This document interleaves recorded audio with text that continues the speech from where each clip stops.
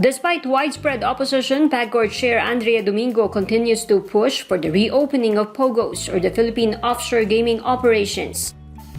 She believes POGOs should be treated like any other BPO or business process outsourcing provider in the country.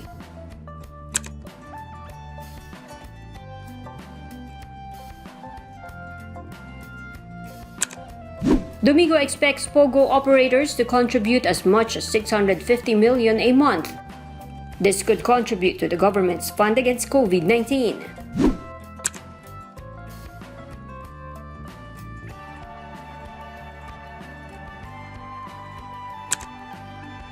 She said PAGCOR has contributed 26.5 billion pesos to the COVID crisis.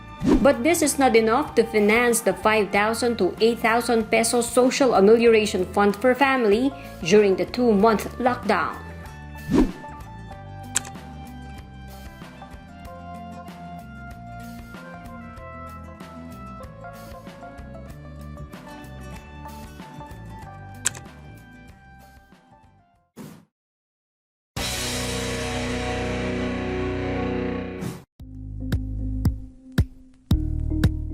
Thank you for watching Politiko TV. Please like and subscribe to our channel for more videos.